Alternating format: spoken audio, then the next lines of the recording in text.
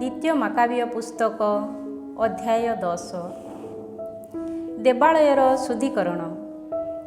ପ୍ରଭୁଙ୍କ ଦ୍ୱାରା ପରିଚାଳିତ ହୋଇ ମାକାବେଉସ୍ ଓ ତାଙ୍କର ଅନୁଗାମୀମାନେ ଦେବାଳୟ ତଥା ନଗରୀଗୁଡ଼ିକୁ ପୁନରାୟ ଅଧିକାର କଲେ।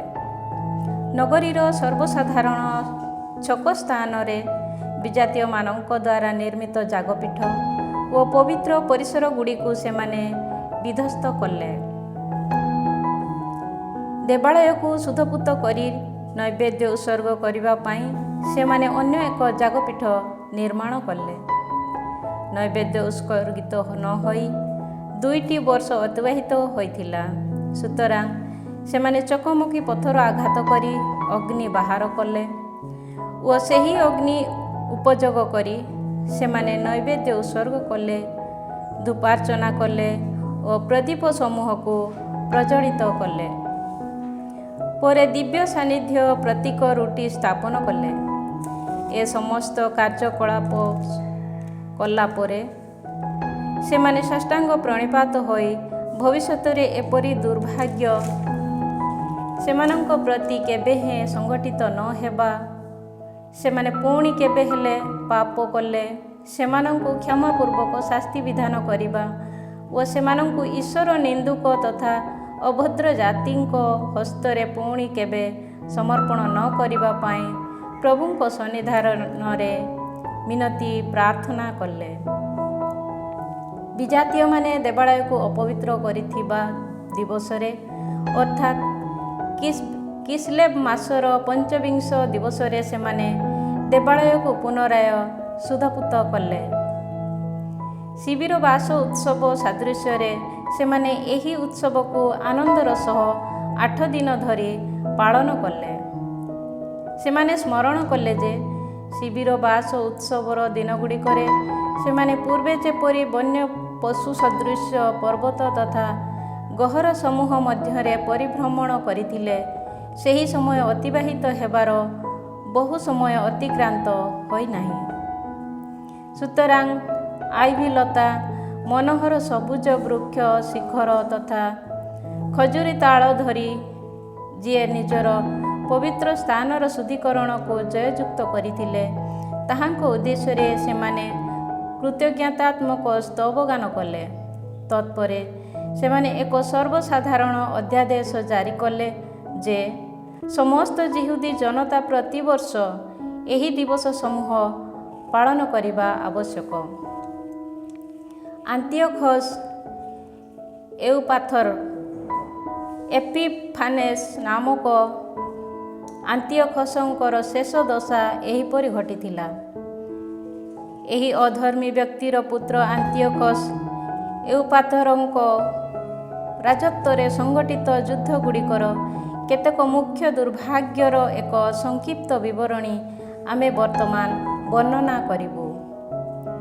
ରାଜ୍ୟଟିର ଶାସନ ଦାୟିତ୍ୱ ଗ୍ରହଣ କଲା ପରେ ଶାସନଭାରକୁ ଲିସିଆସ୍ ନାମକ ଜଣେ ବ୍ୟକ୍ତି ହସ୍ତରେ ସମର୍ପଣ କରି ଏହି ବ୍ୟକ୍ତି ତାଙ୍କୁ ଦକ୍ଷିଣ ସିରିଆ ଓ ଫେନିସିଆର ଦେଶାଧିପତି ରୂପେ ନିଯୁକ୍ତି କଲେ। ଯିହୁଦୀମାନଙ୍କ ବିରୁଦ୍ଧରେ ସମ୍ପାଦିତ ଅନ୍ୟାୟ କାର୍ଯ୍ୟକୁ ସ୍ମରଣ କରି ମାକ୍ରୋନ୍ ନାମକ ଟଲେମି ସେମାନଙ୍କ ପ୍ରତି ନ୍ୟାୟପରାୟଣତାପୂର୍ବକ ଆଚରଣ କରିବାକୁ ଇଚ୍ଛୁକ ହୋଇ ସେମାନଙ୍କ ସହ ଶାନ୍ତି ବନ୍ଧନ ସ୍ଥାପନ କରିବା ପାଇଁ ଚେଷ୍ଟା ଚଳାଇଲେ। ଅତଏବ ରାଜାଙ୍କ ମିତ୍ରଗଣ ତାଙ୍କ ବିରୁଦ୍ଧରେ ଏଉପାଥରଙ୍କ ସମ୍ମୁଖରେ ଅଭିଯୋଗ କଲେ। ଫିଲୋମେତର ଯେଉଁ ସାଇପ୍ରସର ତତ୍ତ୍ୱାବଧାନ ତା ହସ୍ତରେ ନ୍ୟସ୍ତ କରିଥିଲେ, ତାହାକୁ ତ୍ୟାଗ କରି ସେ ଆନ୍ତିଓଖସ୍ ଏପିଫାନେସଙ୍କ ପକ୍ଷପାତୀ ହୋଇଥିବା ଯୋଗୁଁ ସମସ୍ତେ ତାକୁ ରାଜଦ୍ରୋହୀ ନାମରେ ଅଭିହିତ କରିଥିବା ବିଷୟ ସେ ଶୁଣିଲା। ନିଜ ପଦବୀ ପ୍ରତି ସମୁଚିତ ସମ୍ମାନରେ ଆଦୃତ ନ ହେବାରୁ ବିଷ ପାନ କରି ସେ ନିଜ ଜୀବନକୁ ସମାପ୍ତ କଲା। ରାଜ୍ୟପାଳ ରୂପେ ନିଯୁକ୍ତ ହେଲା ପରେ ଗର୍ଜିଆସ୍ ଏକ ମଜୁରିଆ ସୈନ୍ୟ ଦଳକୁ ଏକତ୍ରିତ କରି ଯିହୁଦୀମାନଙ୍କ ବିରୁଦ୍ଧରେ ନିରବଚ୍ଛିନ୍ନ ସମର କଲେ। ଏତଦ୍‌ବ୍ୟତୀତ ସୁପ୍ରଧାନ ଦୁର୍ଗ ସମୂହକୁ ନିଜର ନିୟନ୍ତ୍ରଣାଧୀନ କରିଥିବା ଏଦୋମୀୟମାନେ ମଧ୍ୟ ଯିହୁଦୀମାନଙ୍କୁ ବ୍ୟତିବ୍ୟସ୍ତ କଲେ। ଜେରୁସାଲେମରୁ ବିତାଡ଼ିତ ସମସ୍ତଙ୍କୁ ସେମାନେ ଗ୍ରହଣ କଲେ ଓ ଯୁଦ୍ଧ କରିବାକୁ ଉଦ୍ୟମ କଲେ। କିନ୍ତୁ ଈଶ୍ୱରଙ୍କ ସନ୍ନିଧାନରେ ସମୂହ ପ୍ରାର୍ଥନା କରି ନିଜ ପକ୍ଷରେ ସଂଗ୍ରାମ କରିବାକୁ ଭିକ୍ଷା କଲା ପରେ ମାକାବେଉସ୍ ଓ ତାଙ୍କର ଅନୁଗାମୀମାନେ ଏଦୋମୀୟମାନଙ୍କର ଦୁର୍ଗ ସମୂହ ଆକ୍ରମଣ କଲେ। ବୀରତ୍ୱର ସହକାରେ ଆକ୍ରମଣ କରି ସେମାନେ ସେ ସମସ୍ତ ସ୍ଥାନ ଅଧିକାର କଲେ ଏବଂ ପ୍ରାଚୀର ଉପରୁ ସଂଗ୍ରାମ କରିଥିବା ସମସ୍ତଙ୍କୁ ଘଉଡ଼ାଇ ଦେଇ ନିଜର ପ୍ରତିରୋଧକାରୀ ସମସ୍ତଙ୍କୁ ନିଧନ କଲେ। ଏହିପରି 20,000ରୁ ନ୍ୟୁନ ନଥିବା ବ୍ୟକ୍ତିମାନେ ନିହତ ହେଲେ। କୌଣସି ଅବରୋଧକୁ ପ୍ରତିରୋଧ କରିପାରୁଥିବା ଦୁଇଟି ଶକ୍ତିଶାଳୀ ଗମ୍ବୁଜଗୁଡ଼ିକରେ ପ୍ରାୟ 9,000 ବ୍ୟକ୍ତି ଆଶ୍ରୟ ନେଇଥିବା ଦେଖି ସେମାନଙ୍କୁ ଆକ୍ରମଣ କରିବା ପାଇଁ ସିମୋନ, ଯୋସେଫ, ସାକେଉସ୍ ଓ ତାଙ୍କର ଅନୁଗାମୀମାନଙ୍କୁ ମାକାବେଉସ୍ ସେଠାରେ ଛାଡ଼ିଦେଲେ। ତତ୍ପରେ ଯେଉଁଠି ତାଙ୍କର ଉପସ୍ଥିତି ନିତାନ୍ତ ଆବଶ୍ୟକ ଥିଲା ସେ ସ୍ଥାନମାନଙ୍କୁ ସେ ନିଜେ ଯାତ୍ରା କଲେ। କିନ୍ତୁ ସିମୋନଙ୍କର ସହବର୍ତ୍ତୀମାନେ ଅର୍ଥଲୋଭୀ ଥିଲେ। ତହୁଁ ଗମ୍ବୁଜବାସୀମାନେ ସେମାନଙ୍କୁ ଲାଞ୍ଚ ଦେଲେ ଓ 70,000 ଦ୍ରାକ୍ମା ଗ୍ରହଣ କରି ସେମାନେ ଗମ୍ବୁଜବାସୀମାନଙ୍କ ମଧ୍ୟରୁ କେତେକ ବ୍ୟକ୍ତିଙ୍କୁ ରକ୍ଷା ପାଇବା ପାଇଁ ଅନୁମତି କଲେ। ସଂଗଠିତ ବିଷୟ ମାକାବେଉସ୍ ଜାଣିପାରିଲେ ଓ ଜନତାର ନେତାମାନଙ୍କୁ ଏକତ୍ରିତ କରି ଦୋଷାରୋପ କଲେ ଯେ ନିଜ ଭ୍ରାତାମାନଙ୍କ ବିରୁଦ୍ଧରେ ଯୁଦ୍ଧ କରିବା ସକାଶେ ସେମାନଙ୍କର ଶତ୍ରୁମାନଙ୍କୁ ମୁକ୍ତ କରି ସେହି ଲୋକେ ନିଜ ଭ୍ରାତାମାନଙ୍କୁ ଅର୍ଥ ବିନିମୟରେ ବିକ୍ରୟ କରିଅଛନ୍ତି। ଏହାପରେ କୃତଘ୍ନ ବ୍ୟକ୍ତି ରୂପେ ପରିଗଣିତ ହୋଇଥିବା ସେହି ଲୋକମାନଙ୍କୁ ସେ ହତ୍ୟା କଲେ ଓ ଗମ୍ବୁଜଦ୍ୱୟକୁ ସହସା ଅଧିକାର କଲେ।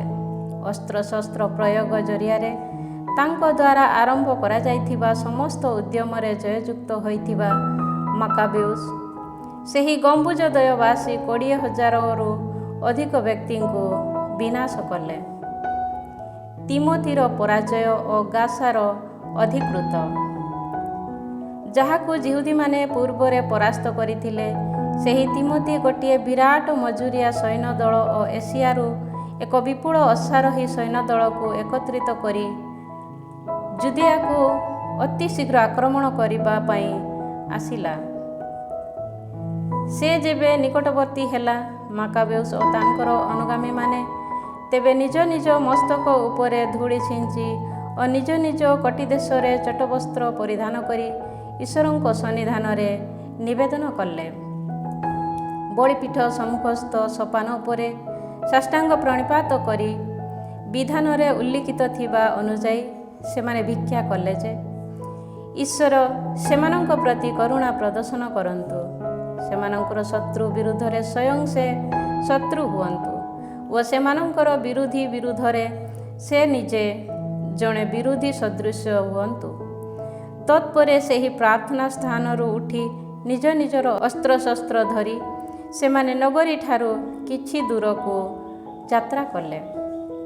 ପ୍ରଭାତରେ ଉଭୟ ସୈନ୍ୟଦଳ ରଣଭୂମିରେ ପରସ୍ପରର ସମ୍ମୁଖୀନ ହେଲେ। ସେମାନଙ୍କ ମଧ୍ୟରୁ ଏକ ଦଳର ବୀରତ୍ୱ କେବଳ ନୁହେଁ, ବରଂ ଈଶ୍ୱରଙ୍କଠାରେ ଥିବା ସେମାନଙ୍କର ଆସ୍ଥା ମଧ୍ୟ ସେମାନଙ୍କ କୃତକାର୍ଯ୍ୟ ତଥା ବିଜୟର ଏକ ବନ୍ଧକ ଥିଲା। ତତ୍ପରବର୍ତ୍ତେ ଅନ୍ୟ ଦଳଟି ସେମାନଙ୍କ କ୍ରୋଧକୁ ଯୁଦ୍ଧରେ ସେମାନଙ୍କ ନେତା ରୂପେ ମନୋନୀତ କରିଥିଲେ। ଯୁଦ୍ଧ ଭୀଷଣ ହେବା ସମୟରେ ସୁବର୍ଣ୍ଣ ଲଗାମ ସଂଯୁକ୍ତ ଘଟକ ଉପରେ ଆରୋହଣ କରିଥିବା 5 ଜଣ ସମୁଜ୍ଜ୍ୱଳ ବ୍ୟକ୍ତି ଶତ୍ରୁମାନଙ୍କର ଦୃଷ୍ଟିରେ ସ୍ୱର୍ଗରୁ ଆବିର୍ଭୂତ ହେଲେ ଓ ସେମାନେ ଯିହୁଦୀମାନଙ୍କର ନେତୃତ୍ୱ ନେଲେ। ମାକାବେଉସ୍ ଯେପରି ଆଘାତ ପ୍ରାପ୍ତ ନ ହୁଅନ୍ତି ସେଥିପାଇଁ ସେମାନେ ତାକୁ ବେଷ୍ଟନ କରି ନିଜ ନିଜର ଢାଲ ତଥା ଅସ୍ତ୍ରଶସ୍ତ୍ର ଦ୍ୱାରା ତାଙ୍କୁ ସଂରକ୍ଷଣ କଲେ। ଶତ୍ରୁମାନଙ୍କ ବିରୁଦ୍ଧରେ ତୀର ତଥା ବଜ୍ର କ୍ଷେପଣ କରି ସେମାନେ ସେମାନଙ୍କୁ ବିଭ୍ରାନ୍ତ ତଥା ଅନ୍ଧ କଲେ। ଫଳରେ ବିଭ୍ରମ ହୋଇ ସେମାନେ ନିହତ ହୋଇପଡ଼ିଲେ। ଏହିପରି 600 ଅଶ୍ୱାରୋହୀ ବ୍ୟତୀତ 20,500 ଯୋଦ୍ଧାଗଣ ନିହତ ହେଲେ। କେରେୟାସର ଅଧୀନସ୍ଥ ଅଶକ୍ତିଶାଳୀ ପ୍ରହରୀ ସେନା ମାଧ୍ୟମରେ ସଂରକ୍ଷିତ ଗାସାର ନାମକ ଗୋଟିଏ ଦୁର୍ଗକୁ ପଳାୟନ କରି ତିମୋଥି ଆଶ୍ରୟ ନେଲା। ଏଥିରେ ମାକାବେଉସ ଓ ତାଙ୍କର ଅନୁଗାମୀମାନେ ସନ୍ତୁଷ୍ଟ ହେଲେ। ସେମାନେ ସେହି ଦୁର୍ଗକୁ 4 ଦିନ ଧରି ଅବରୋଧ କଲେ। ତାହାର ଦୃଢ଼ତା ଉପରେ ଆସ୍ଥା ରଖି ଦୁର୍ଗବାସୀମାନେ ଭୟାନକ ଈଶ୍ୱର ନିନ୍ଦା ଉଚ୍ଚାରଣ କଲେ ଓ ଦୁଷ୍ଟ ବଚନସମୂହ ବର୍ଷଣ କଲେ। କିନ୍ତୁ ପଞ୍ଚମ ଦିବସରେ ପ୍ରଭାତରେ ମାକାବେଉସଙ୍କ ସୈନ୍ୟଦଳ 20 ଜଣ ଯୁବା ବ୍ୟକ୍ତି ସେହି ଈଶ୍ୱର ନିନ୍ଦା ସକାଶେ କ୍ରୋଧାଗ୍ନିରେ ପ୍ରଜ୍ୱଳିତ ହୋଇ ପ୍ରାଚୀର ଆକ୍ରମଣ କଲେ ଓ ହିଂସ୍ରକ ତୁଲ୍ୟ କପୋର ପ୍ରଣୋଦିତ ହୋଇ ଦେଖିବାକୁ ପାଉଥିବା ସମସ୍ତଙ୍କୁ ସଂହାର କଲେ। ପ୍ରାଚୀର ଆକ୍ରମଣ କରିଥିବା ଅନ୍ୟ କେତେକ ବ୍ୟକ୍ତି ଦୁର୍ଗ ସଂରକ୍ଷକମାନଙ୍କୁ ଘେରାଉ କରି ସେମାନଙ୍କୁ ପଶ୍ଚାତ୍ ଭାଗରୁ ଆକ୍ରମଣ କଲେ ଓ ଗମ୍ବୁଜଗୁଡ଼ିକୁ ଦଗ୍ଧ କଲେ। ସେମାନେ ଅଗ୍ନି ଜଳାଇ ସେହି ଈଶ୍ୱର ନିନ୍ଦୁକମାନଙ୍କୁ ଜୀବିତାବସ୍ଥାରେ ଦଗ୍ଧ କଲେ।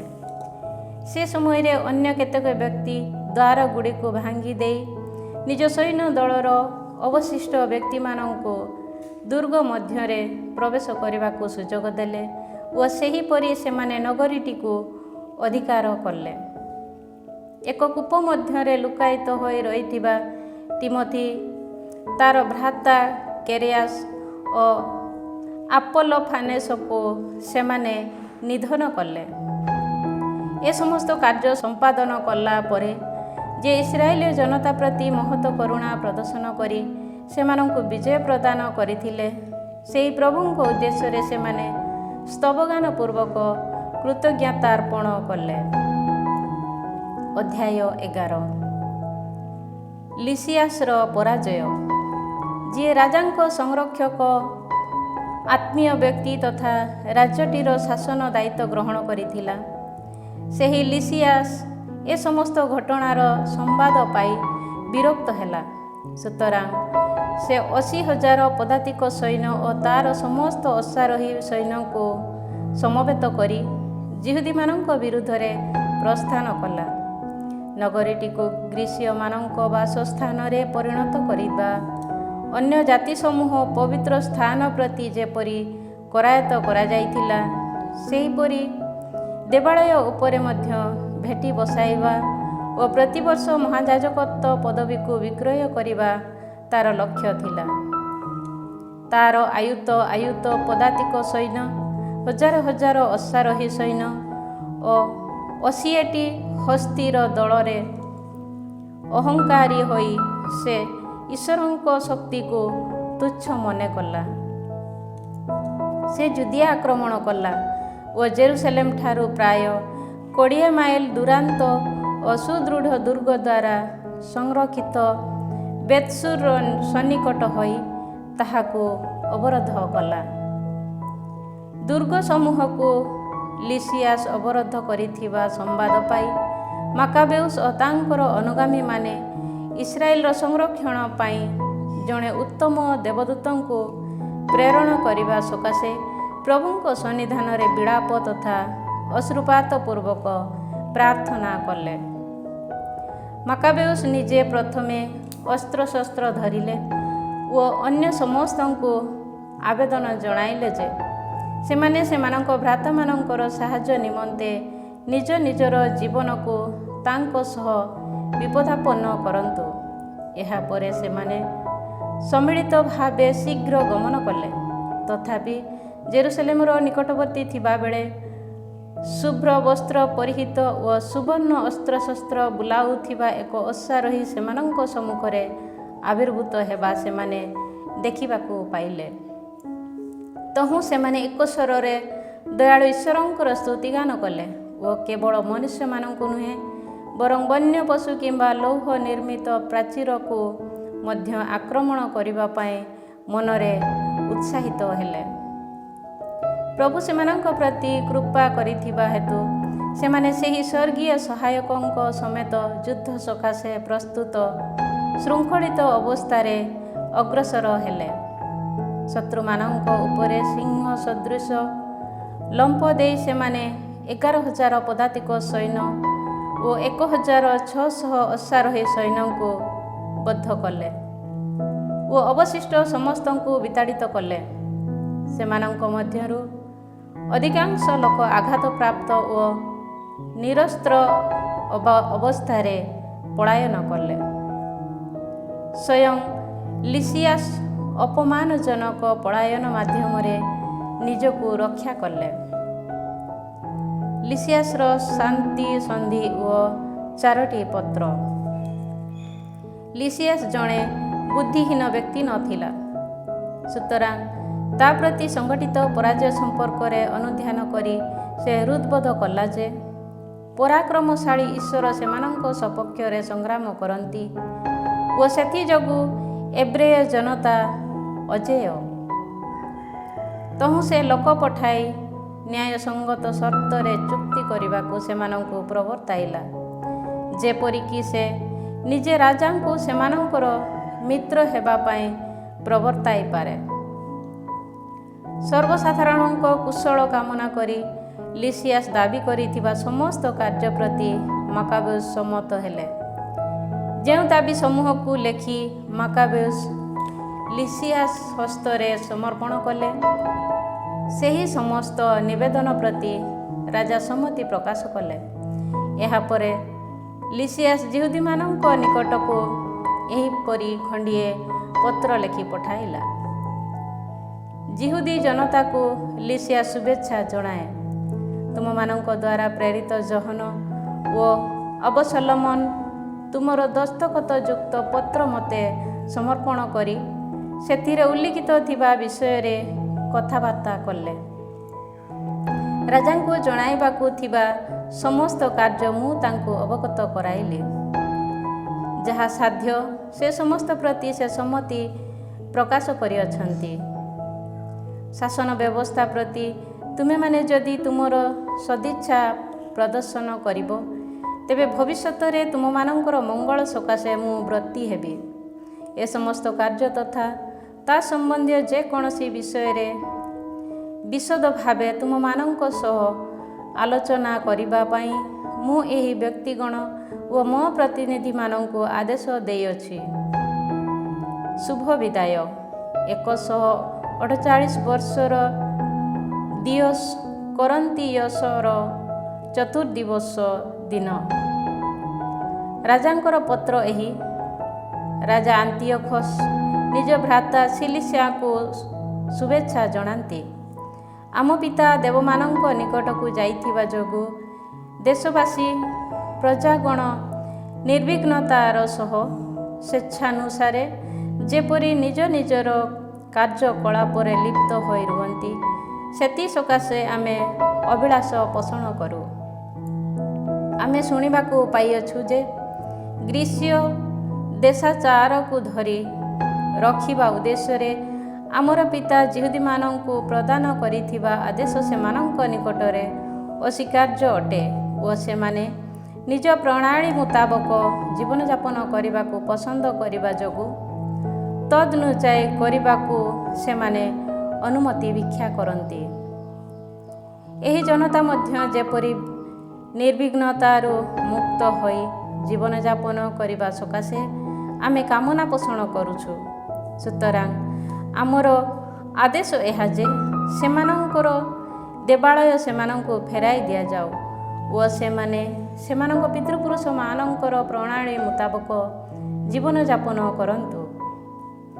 ସେମାନେ ଯେପରି ଆମର ଏହି ପଦ୍ଧତି ଜାଣନ୍ତି ଓ ତଦ୍ୱାରା ସନ୍ତୋଷପୂର୍ବକ ନିଜ ନିଜ କାର୍ଯ୍ୟର ଆୟୋଜନ କରନ୍ତି, ସେଥିପାଇଁ ସେମାନଙ୍କ ପ୍ରତି ଆମ ବନ୍ଧୁତ୍ୱର ଏକ ଚିହ୍ନ ସଦୃଶ ଏହି ସମ୍ବାଦ ତୁମେ ସେମାନଙ୍କୁ ଜଣାଇବା ଅତ୍ୟୁତ୍ତମ କାର୍ଯ୍ୟ ହେବ।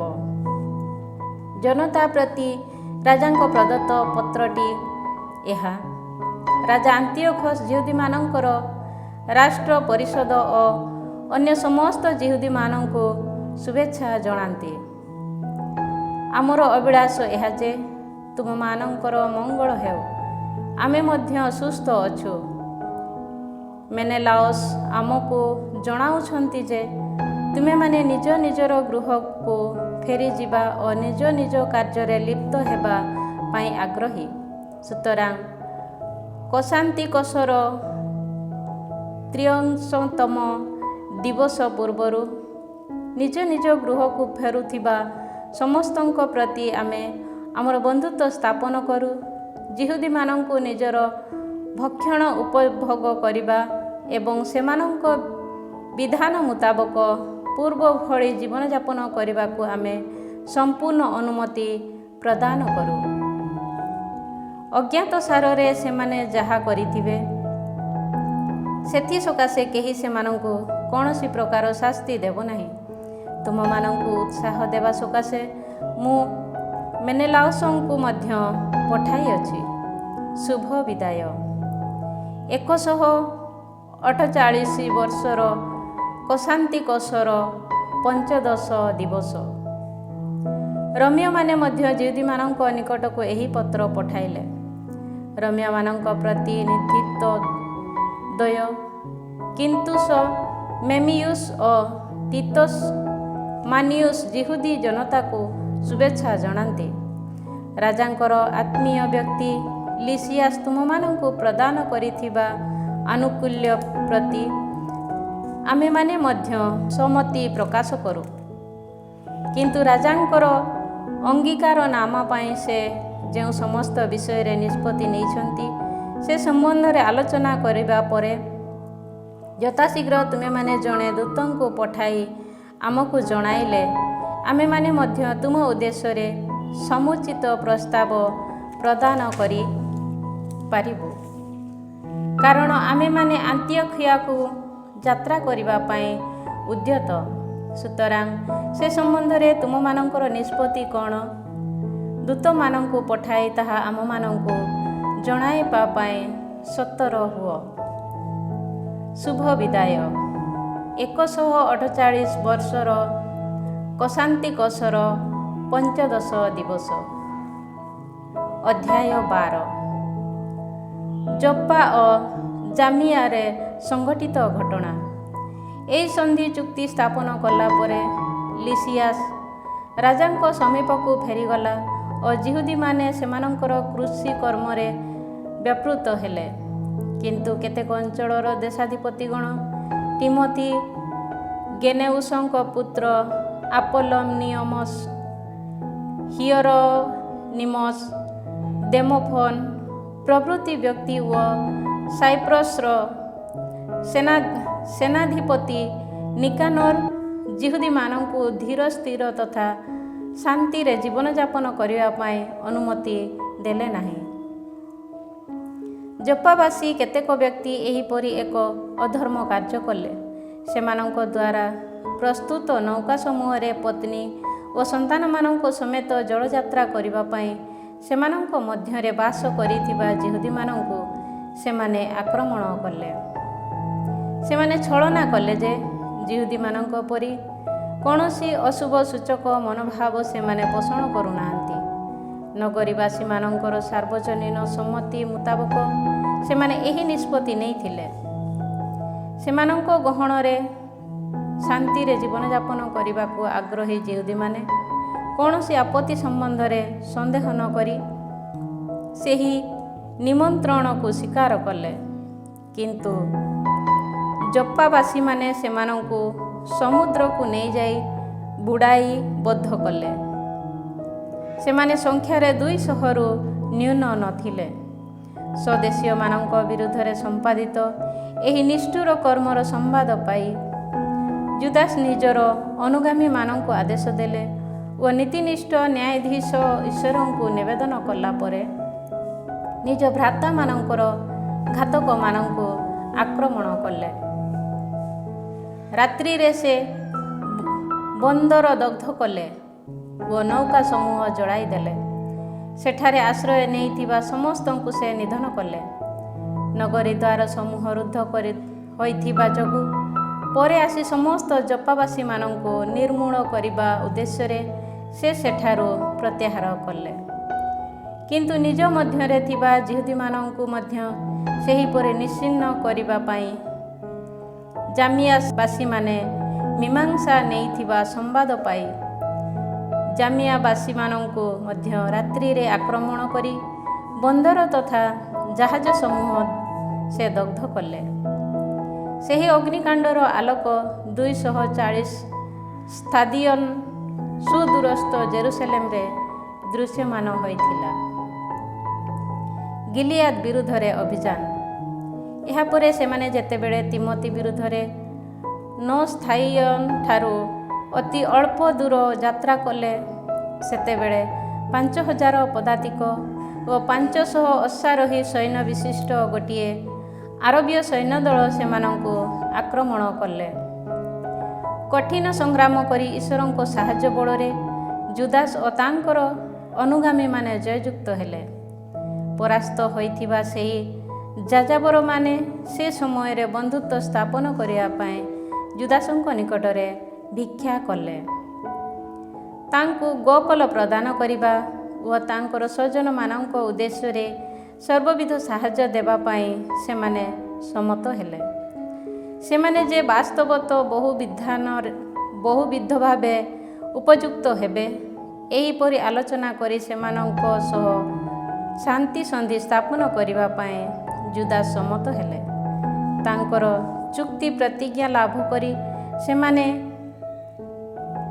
ନିଜେ ନିଜର ତମ୍ବୁ ସମୂହକୁ ଗଲେ। ତତ୍ପରେ ଦୁର୍ଗ ତଥା ପ୍ରାଚୀର ଦ୍ୱାରା ସଂରକ୍ଷିତ ଗୋଟିଏ ନଗରୀକୁ ମଧ୍ୟ ସେ ଆକ୍ରମଣ କଲେ। ସେଥିରେ ବିବିଧ ଜାତୀୟ ବିଜାତୀୟମାନେ ଥିଲେ। ତାହା କାସ୍ପିନ୍ ନାମରେ ଅଭିହିତ ଥିଲା। ପ୍ରାଚୀରର ଦୃଢ଼ତା ଓ ନଗରୀରେ ସଞ୍ଚିତ ହୋଇଥିବା ପ୍ରଚୁର ଖାଦ୍ୟ ପଦାର୍ଥରେ ଆଧାରିତ ହୋଇ ନଗରୀବାସୀମାନେ ଈଶ୍ୱର ନିନ୍ଦା ଓ ଅଭଦ୍ର ବଚନ ଉଚ୍ଚାରଣ କଲେ ଏବଂ ଉପହାସ ଭାବେ ଜୁଦାସ ଓ ତାଙ୍କର ଅନୁଗାମୀମାନଙ୍କ ବିରୁଦ୍ଧରେ ଅହଙ୍କାରପୂର୍ବକ ଆଚରଣ କଲେ। କିନ୍ତୁ ଯିଏ ଯଶୁଆଙ୍କ ଦିନମାନଙ୍କରେ ଦୁର୍ଗ ଆକ୍ରମଣକାରୀ ଯନ୍ତ୍ର କିମ୍ବା ଅନ୍ୟ କୌଣସି ଯୁଦ୍ଧ ଯନ୍ତ୍ର ବ୍ୟତୀତ ଜେରିଖୋକୁ ଭୂପତିତ କରାଇଥିଲେ, ସଂସାରର ସେହି ସାର୍ବଭୌମ ଅଧିପତିତ୍ୱକୁ ଡାକି ପ୍ରାର୍ଥନା କଲା ପରେ ସେମାନେ ପ୍ରାଚୀର ବିରୁଦ୍ଧରେ ପ୍ରଚଣ୍ଡ ଆକ୍ରମଣ କଲେ। ଈଶ୍ୱରଙ୍କ ଅଭୀଷ୍ଟ ମୁତାବକ ନଗରୀଟିକୁ ଅଧିକାର କରି ସେମାନେ ସଂଖ୍ୟାଧିକ ଲୋକଙ୍କୁ ସଂହାର କଲେ। ତାହା ଫଳରେ 2 ସ୍ତାଦିୟନ୍ ପ୍ରସ୍ଥ ବିଶିଷ୍ଟ ଗୋଟିଏ ନିକଟବର୍ତ୍ତୀ ହ୍ରଦ ରକ୍ତରେ ଉଛୁଳି ଉଠିବା ସଦୃଶ ଦୃଶ୍ୟମାନ ହେଲା। କାର୍ନାମିୟରେ ଯୁଦ୍ଧ। ସେ ସ୍ଥାନରୁ 750 ସ୍ତାଦିୟନ୍ ଯାତ୍ରା କରି ତୁବିୟ ନାମରେ ପରିନାମିତ ଯିହୁଦୀମାନଙ୍କ ଦ୍ୱାରା ଆଧୁକ୍ଷିତ କାରାକୋସିୟକୁ ସେମାନେ ଆସିଲେ। ସେମାନେ ସେହି ଅଞ୍ଚଳରେ ତିମୋଥିକୁ ଦେଖିବାକୁ ପାଇଲେ ନାହିଁ। ଏକ ସ୍ଥାନରେ ଶକ୍ତିଶାଳୀ ପ୍ରହରୀ ସୈନ୍ୟକୁ ଅବସ୍ଥାପିତ କରାଇଥିବା ସତ୍ତ୍ୱେ କୌଣସି କାର୍ଯ୍ୟ ନ କରି ସେ ସ୍ଥାନରୁ ପ୍ରତ୍ୟାହାର କରିଥିଲା। ତିମୋଥି ଯେଉଁ 10,000ରୁ ଅଧିକ ସଂଖ୍ୟା ବିଶିଷ୍ଟ ସୈନ୍ୟମାନଙ୍କୁ ଦୁର୍ଗରେ ଅବସ୍ଥାପିତ କରାଇଥିଲା, ମାକାବେସଙ୍କ ଅଧୀନସ୍ଥ ଦୋସିତେଉସ୍ ଓ ସୋସିପାଥେର ନାମକ 2 ଜଣ ସେନାପତି ସୈନ୍ୟଦଳ ସମେତ ପ୍ରସ୍ଥାନ କରି ସେହି ସୈନ୍ୟମାନଙ୍କୁ ବିନାଶ କଲେ। କିନ୍ତୁ ମାକାବେଉସ୍ ନିଜର ସୈନ୍ୟଦଳକୁ ବିଭିନ୍ନ ବିଭାଗରେ ବିଭକ୍ତ କରି ସେହି ଦଳ ସମୂହ ଉପରେ ସେନାପତିମାନଙ୍କୁ ନିଯୁକ୍ତି କଲେ ଓ ତତ୍ପରେ 1,20,000 ପଦାତିକ ଓ 2,500 ଅଶ୍ୱାରୋହୀ ସଂଖ୍ୟା ବିଶିଷ୍ଟ ତିମୋଥିର ସୈନ୍ୟବାହିନୀକୁ ପଶ୍ଚାତଧାବନ କଲେ। ଜୁଦାସଙ୍କ ଆଗମନର ସମ୍ବାଦ ପାଇ ନାରୀ, ଶିଶୁଗଣ ଓ ସାମଗ୍ରୀ ସମୂହକୁ କାର୍ନାଇମ୍ ନାମକ ଏକ ସ୍ଥାନକୁ ତିମୋଥି ପଠାଇଦେଲା, କାରଣ ସେ ସ୍ଥାନାଭିମୁଖୀ ପଥ ସଂକୀର୍ଣ୍ଣ ତଥା ଦୁର୍ଗମ ଥିବା ଯୋଗୁଁ ତାର ଅବରୋଧ କଷ୍ଟକର ଥିଲା। କିନ୍ତୁ ଜୁଦାସଙ୍କ ସୈନ୍ୟବାହିନୀରୁ ପ୍ରଥମ ଦଳ ସନ୍ନିକଟ ହେବା କ୍ଷଣି ଯିଏ ସର୍ବଦର୍ଶୀ ତାହାଙ୍କର ପ୍ରକାଶନ ବଳରେ ସେମାନେ ଆତଙ୍କିତ ତଥା ଭୀତ ହେଲେ। ସୁତରାଂ ଉଭୟ ପାର୍ଶ୍ୱକୁ ନ ଦେଖି ସେମାନେ ପଳାୟନ କଲେ, ଯଦ୍ୱାରା ସ୍ୱଜନମାନଙ୍କ ଦ୍ୱାରା ବାରମ୍ବାର ଆକ୍ରମିତ ହୋଇ ସେମାନଙ୍କର ଖଡ଼୍ଗ ଦ୍ୱାରା ବିଦ୍ଧ ହୋଇ ସେମାନେ ଆଘାତପ୍ରାପ୍ତ ହେଲେ। ବିରଚିତ ଭାବେ ସେମାନଙ୍କୁ ପଶ୍ଚାତଧାବନ କରି ଜୁଦାସ ସେହି ପାପୀମାନଙ୍କୁ ଖଡ଼୍ଗରେ ନିଧନ କଲେ। ଏହିପରି ସେମାନଙ୍କ ମଧ୍ୟରୁ ପ୍ରାୟ 30,000 ବ୍ୟକ୍ତି ବିନଷ୍ଟ ହେଲେ। ଦୋସିତେଉସ ଓ ସୋସିପାତେରଙ୍କ ସୈନ୍ୟଦଳ ସ୍ୱୟଂ ତିମୋଥିଙ୍କୁ ଅଧିକାର କଲେ, କିନ୍ତୁ ସେମାନଙ୍କ ମଧ୍ୟରୁ ଅଧିକାଂଶ ଲୋକଙ୍କ ପିତାମାତା ଓ କେତେକ ବ୍ୟକ୍ତିଙ୍କ ଭ୍ରାତାମାନଙ୍କୁ ଅଧିକାର କରିଥିବା ଯୋଗୁଁ ସେ ସେମାନଙ୍କୁ କହିଲେ ଯେ ସେମାନଙ୍କ ପ୍ରତି କୌଣସି ପରିଗଣନା ଦିଆଯିବ ନାହିଁ।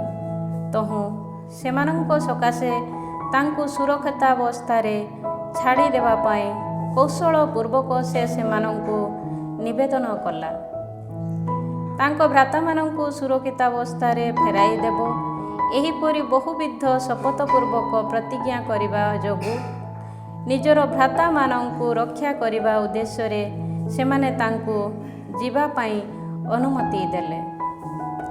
ଏହାପରେ କାର୍ନାଇମ୍ ଓ ଆର୍ତାଗାସ୍ତିସ୍ ମନ୍ଦିର ବିରୁଦ୍ଧରେ ଯାତ୍ରା କରି ଜୁଦାସ 25,000 ଲୋକଙ୍କୁ ନିଧନ କଲେ। ଜେରୁସେଲେମକୁ ପ୍ରତ୍ୟାବର୍ତ୍ତନ। ଏ ସମସ୍ତ ଲୋକଙ୍କୁ ପରାସ୍ତ ତଥା ବିନଷ୍ଟ କଲା ପରେ ଯେଉଁଠାରେ ନାନା ଜାତୀୟ ବ୍ୟକ୍ତିମାନଙ୍କ ଗହଣରେ ଦୁର୍ଗ ଦ୍ୱାରା ସୁରକ୍ଷିତ ଏକ ନଗରୀରେ ଲିସିଆସ ବାସ କରିଥିଲା, ସେହି ଏଫ୍ରୋନକୁ ସେ ଆକ୍ରମଣ କଲେ। ବୀର ପରାକ୍ରମୀ ଯୁବକମାନେ ପ୍ରାଚୀର ସମ୍ମୁଖରେ ଠିଆ ହୋଇ ନଗରୀର ସଂରକ୍ଷଣ ପାଇଁ ବିରଚିତ ଭାବେ ଯୁଦ୍ଧ କଲେ। ସଂଖ୍ୟାଧିକ ଯୁଦ୍ଧଯନ୍ତ୍ର ତଥା କ୍ଷେପଣୀୟ ବସ୍ତୁ ପଦାର୍ଥ ସେଠାରେ ସଞ୍ଚିତ ହୋଇଥିଲା, କିନ୍ତୁ ତାହାଙ୍କର ବିରୋଧୀମାନଙ୍କ ଶକ୍ତିକୁ ବିଧ୍ୱସ୍ତ କରୁଥିବା ସାର୍ବଭୌମ ଅଧିପତିଙ୍କ ନିକଟରେ ପ୍ରାର୍ଥନା କଲା ପରେ ଯିହୁଦୀମାନେ ସେହି ନଗରୀଟି ହସ୍ତଗତ କଲେ ଓ ସେଥିରେ ଥିବା ପ୍ରାୟ 25,000 ଲୋକଙ୍କୁ ହତ୍ୟା କଲେ। ଏହାପରେ ସେ ସ୍ଥାନରୁ ପ୍ରସ୍ଥାନ କରି ଜେରୁସେଲେମ ଠାରୁ 600 ସ୍ତାଦିୟନ ଦୂରବର୍ତ୍ତୀ ସ୍କିତୋପୋଲିସ ଅଭିମୁଖରେ ସେମାନେ ଶୀଘ୍ର ଯାତ୍ରା କଲେ। କିନ୍ତୁ ସ୍କିତୋପୋଲିସବାସୀମାନେ ସେମାନଙ୍କ ପ୍ରତି ଯେଉଁ ସଦମ ମନୋଭାବରେ ଓ ସଙ୍କଟର ଦିବସଗୁଡ଼ିକରେ ଦୟାପୂର୍ବକ ବ୍ୟବହାର କରିଥିଲେ, ସେ ସମ୍ବନ୍ଧରେ ସେଠାକାର ଯିହୁଦୀମାନେ ଜୁଦାସଙ୍କୁ ଜଣାଇଲେ। ସୁତରାଂ ସେମାନେ ସେମାନଙ୍କୁ କୃତଜ୍ଞତା ଜ୍ଞାପନ କଲେ ଓ ଭବିଷ୍ୟତରେ ମଧ୍ୟ ସେମାନଙ୍କ ପ୍ରତି ସେହି ସଦମନ ଭାବ ପ୍ରଦର୍ଶନ କରିବା ପାଇଁ ସେମାନେ ଅନୁରୋଧ କଲେ। ଏହାପରେ ସପ୍ତାହ ସମୂହର ଉତ୍ସବ ସନ୍ନିକଟ ହୋଇଥିବା ଯୋଗୁଁ ସେମାନେ ଜେରୁସେଲେମକୁ ଯାତ୍ରା କଲେ। ଗର୍ଜିଆସ ବିରୁଦ୍ଧରେ ଅଭିଯାନ। ପେନ୍ତେକୋଷ୍ଟ ଉତ୍ସବ ସମାପ୍ତ ହେଲା ପରେ ସେମାନେ ଇଦୁମିଆର ରାଜ୍ୟପାଳ ଗର୍ଜିଆସ ବିରୁଦ୍ଧରେ ପ୍ରସ୍ଥାନ କଲେ। 3,000 ପଦାତିକ ଓ 400 ଅଶ୍ୱାରୋହୀ ସୈନ୍ୟବିଶିଷ୍ଟ ଏକ ସୈନ୍ୟ ଦଳର ନେତୃତ୍ୱ ନେଇ ସେ ସେମାନଙ୍କ ବିରୁଦ୍ଧରେ ଆସିଲା। ଯୁଦ୍ଧରେ କେତେକ ଯିହୁଦୀୟ ନିହତ ହେଲେ। ସେ ସମୟରେ ବାକେନରର ଅନୁଗାମୀ ଓ ଦୋସିତେଉସ ନାମକ ଜଣେ ଶକ୍ତିଶାଳୀ ବ୍ୟକ୍ତି ଅଶ୍ୱାରୋହଣ କରି ଗର୍ଜିଆସକୁ ଧରି ପଳାଇଲା। ସେହି ଅଭିଶପ୍ତ ବ୍ୟକ୍ତିକୁ ଜୀବିତାବସ୍ଥାରେ ଧରିବା ପାଇଁ ତାର ପୋଷାକକୁ ଧରି ସେ ତାକୁ ବଳ ପ୍ରୟୋଗ ପୂର୍ବକ ଟାଣି ଆଣୁଥିବା ବେଳେ ଜଣେ ଗ୍ରୀସୀୟ ଅଶ୍ୱାରୋହୀ ଦୋଷିତେଉସକୁ ଆକ୍ରମଣ କରି ତାର ହାତ କାଟି ପକାଇଲା। ଫଳରେ ଗର୍ଜିଆସ ପଳାଇ ଯାଇ ମାରିସାରେ ଆସି ପହଞ୍ଚିଲା। ଦୀର୍ଘ ସମୟ ବ୍ୟାପୀ ଯୁଦ୍ଧ କରି ଏସ୍ଦ୍ରିସ୍ ଓ ତାର ଅନୁଗାମୀମାନେ କ୍ଳାନ୍ତ ହେଲେ। ସେ ସମୟରେ ଜୁଦାସ ପ୍ରଭୁଙ୍କ ନିକଟରେ ପ୍ରାର୍ଥନା କଲେ ଯେ ସେ ହେଉଛନ୍ତି ସେମାନଙ୍କର ସହାୟକ ଓ ନେତା। ତତ୍ପରେ ନିଜ ପିତୃପୁରୁଷମାନଙ୍କର ଭାଷାରେ ଯୁଦ୍ଧ ଆହ୍ୱାନ ରବଧ୍ୱନିତ ଓ ସ୍ତବଗାନ କରି ଯେଉଁ ସମୟରେ ଶତ୍ରୁମାନେ ପ୍ରତୀକ୍ଷା କରି ନଥିଲେ ସେ ସମୟରେ ଗର୍ଜିଆସର ଅନୁଗାମୀମାନଙ୍କୁ ଆକ୍ରମଣ କଲେ ଓ ସେମାନଙ୍କୁ ବିତାଡ଼ିତ କଲେ। ମୃତ ଲୋକମାନଙ୍କ ପାଇଁ ନୈବେଦ୍ୟ ଉତ୍ସର୍ଗ। ଏହାପରେ ନିଜର ସୈନ୍ୟ ଦଳକୁ ସମବେତ କରି ଜୁଦାସ ଅଦୁଲ୍ଲାମକୁ ଯାତ୍ରା କଲେ। ସପ୍ତମ ଦିବସ ସନ୍ନିକଟ ହୋଇଥିବା ଯୋଗୁଁ ନିଜର ପ୍ରଥାନୁଯାୟୀ ନିଜ ନିଜକୁ ପୂତ ପବିତ୍ର କରି ସେମାନେ ସେଠାରେ ସାବତ ପାଳନ କଲେ। ପରବର୍ତ୍ତୀ ଦିନ ନିପତିତ ହୋଇଥିବା ବ୍ୟକ୍ତିମାନଙ୍କର ମୃତ ଶରୀରକୁ ଘେନିଯିବା ଅତ୍ୟାବଶ୍ୟକ ଥିଲା। ସୁତରାଂ ସେମାନଙ୍କୁ ପିତୃପୁରୁଷମାନଙ୍କର ସମାଧି ସ୍ଥାନରେ କବର ଦେବା ଉଦ୍ଦେଶ୍ୟରେ ଜୁଦାସ ଓ ତାଙ୍କର ଅନୁଗାମୀମାନେ ସେମାନଙ୍କର ମୃତ ଶରୀରକୁ ସଂଗ୍ରହ କରିବା ପାଇଁ ଫେରିଗଲେ। ପ୍ରତ୍ୟେକ ମୃତ ବ୍ୟକ୍ତିର ପୋଷାକ ତଳେ ଜାମିଆର ପିତୁଳା ଗୁଡ଼ିକର ସ୍ମୃତି ଚିହ୍ନ ଖଚିତ ହୋଇଥିବା ଦୃଶ୍ୟ ସେମାନେ ଦେଖିବାକୁ ପାଇଲେ। ତାହା ପରିଧାନ କରିବା ଯିହୁଦୀମାନଙ୍କର ପ୍ରତି ଅବୈଧ ଥିଲା। ସେମାନେ ସ୍ପଷ୍ଟ ଭାବେ ହୃଦୟଙ୍ଗମ କଲେ ଯେ ସେ ସମସ୍ତ ଲୋକ ଏହି କାରଣରୁ ନିହତ। ସୁତରାଂ ଯିଏ ଗୁପ୍ତ କାର୍ଯ୍ୟକୁ ପ୍ରକଟିତ କରାନ୍ତି ସେହି ନୀତିନିଷ୍ଠ ପ୍ରଭୁଙ୍କ ମାର୍ଗାବଳୀର ସ୍ତୁତିଗାନ ସେମାନେ କଲେ। ତତ୍ପରେ ସେମାନଙ୍କ ଦ୍ୱାରା ସମ୍ପାଦିତ ପାପ କାଳିମା ମାର୍ଜନା କରିବାକୁ ଭିକ୍ଷା କରି ସେମାନେ ପ୍ରାର୍ଥନା କଲେ। ପାପ ଯୋଗୁଁ ନିପତିତ ହୋଇଥିବା ସେହି ଲୋକମାନଙ୍କ ପ୍ରତି ଯାହା ସଂଗଠିତ ହୋଇଥିଲା ତାହା ସ୍ୱଚକ୍ଷୁରେ ଦେଖିଥିବା ଜନତାକୁ ପାପରୁ ବଞ୍ଚିତ ହୋଇ ରହିବା ପାଇଁ ସେହି ଉତ୍କୃଷ୍ଟ ବ୍ୟକ୍ତି ଜୁଦାସ ଆବେଦନ ଜଣାଇଲେ। ଏହାପରେ ସେମାନଙ୍କ ମଧ୍ୟରୁ ପ୍ରତ୍ୟେକଙ୍କ ଠାରୁ ପ୍ରାୟ 2000 ଦ୍ରାକ୍ମା ରୌପ୍ୟ ମୁଦ୍ରା ଆଦାୟ କରି ପାପ ପରିହାର ବଳି ଉତ୍ସର୍ଗ କରିବା ସକାଶେ ସେ ସେହି ଅର୍ଥ ଜେରୁସଲେମକୁ ପଠାଇଲେ। ପୁନରୁତ୍ଥାନରେ ଦୃଢ଼ ବିଶ୍ୱାସ ସ୍ଥାପନ କରିଥିବା ଯୋଗୁଁ ତାଙ୍କ ଦ୍ୱାରା ସମ୍ପାଦିତ ଏହି କାର୍ଯ୍ୟ ଉତ୍ତମ ତଥା ଶ୍ରଦ୍ଧାସ୍ପଦ ଅଟେ। କାରଣ ତାଙ୍କର ଯଦି କୌଣସି ଆଶା ନଥାନ୍ତା ଯେ ମୃତ ବ୍ୟକ୍ତିମାନେ ପୁନର୍ବାର ଉତ୍ଥିତ ହେବେ ତେବେ ମୃତ ବ୍ୟକ୍ତିମାନଙ୍କ ନିମନ୍ତେ ପ୍ରାର୍ଥନା ଏକ ନିଷ୍ପ୍ରୟୋଜନୀୟ ତଥା ମୂଢ଼ କର୍ମ ହୋଇଥାନ୍ତା। କିନ୍ତୁ ନୀତିନିଷ୍ଠ ଅବସ୍ଥାରେ ଯେଉଁମାନେ ମହାନିଦ୍ରାରେ ଶୟନ କରନ୍ତି ସେମାନଙ୍କ ପାଇଁ ସଞ୍ଚିତ ହୋଇ ରଖାଯାଇଥିବା ସ୍ୱଭାବନ୍ତ ପ୍ରତିଫଳ ପ୍ରତି ସେ ଯଦି ପ୍ରତ୍ୟାଶା ରଖନ୍ତି ତେବେ ତାହା ଏକ ପାବନ ତଥା ଧର୍ମାନୁରାଗୀ ଚିନ୍ତା ଅଟେ। ସୁତରାଂ ମୃତ ଲୋକ ଯେପରି ପାପମୁକ୍ତ ହୁଅନ୍ତି ସେଥିସକାଶେ ସେ ପାପ ପରିହାର କର୍ମ ସମ୍ପାଦନ କଲେ।